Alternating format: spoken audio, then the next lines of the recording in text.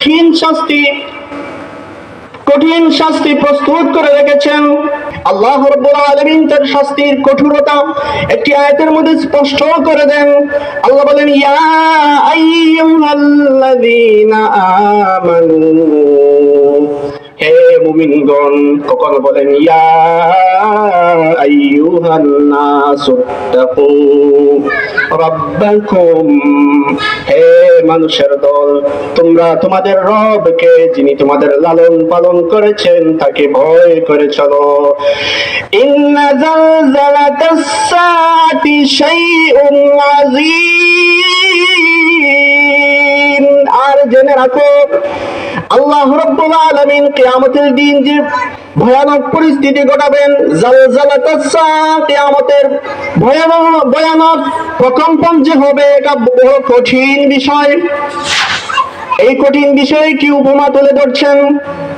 ইয়াওমা তারাউনাহা তাযহালু কুল্লু মুরদিআতিন আম্মা আরদাআত, সেই দিবসের কঠিন পরিস্থিতির উপমা হচ্ছে, হে মুহাম্মদ, তুমি যদি সেই দিবসে চেয়ে দেখো তাহলে দেখতে পাবে দুগ্ধদাত্রী নারী দুগ্ধপুষ্য শিশুকে বলে যাচ্ছে, وَتَضَعُ كُلُّ ذَاتِ حَمْلٍ حَمْلَهَا, এবং প্রত্যেক গর্ভধাত্রী নারী গর্ভপাত করে ফেলবে, টেরই পাবে না। অথচ আমরা দুনিয়ার বুকে দেখি একজন মা সন্তান প্রসবের সময় কত কষ্ট সহ্য করতে হয়। কষ্ট লাঘবের জন্য ডাক্তারকে বিভিন্ন পরামর্শ দেওয়া হয়, বিভিন্ন মেডিসিন দেওয়া হয় রোগীকে। একজন মায়ের পেছনে অনেক টাকা খরচ করে মায়ের কষ্ট অনুভব না করার জন্য, কিন্তু আল্লাহ রাব্বুল আলামিন পরকালের এরূপ কঠিন পরিস্থিতি ঘটাবেন যে মানুষ যখন, একজন মেয়ে যখন গর্ভবতী হবে, গর্ভপাত করে ফেলবে কিন্তু বুঝতেই পারবে না। সুবহানাল্লাহ।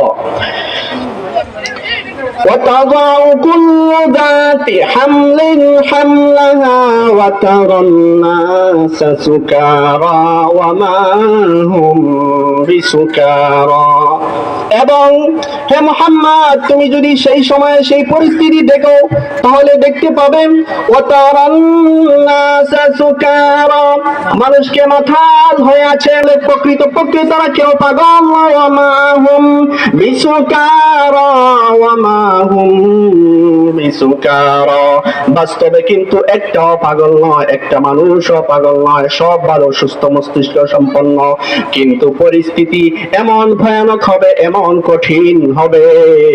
আল্লাহ তাআলা পরিস্থিতি সম্পর্কে অপর সূরার মধ্যে তুলে ধরেন, ইযা শামসু কুওয়িরাত, সূর্য আলোহীন হয়ে যাবে, ওয়া ইযান নুজুমু কাদারাত, অর্থাৎ তারকারাজি, মিঠি মিঠি তারকারাজি যে আমরা রাত্রিবেলা দেখতে পাই আকাশের মধ্যে, দুনিয়ার আকাশের মধ্যে, সেই সমস্ত তারকারাজি খসে পড়বে। وَإِذَا النُّجُومُ كَدَرَتْ وَإِذَا الْجِبَالُ سُيِّرَتْ, পাহাড় পর্বতরাজি, বিশাল বিশাল পর্বতরাজি সব দৌড়াতে থাকবে।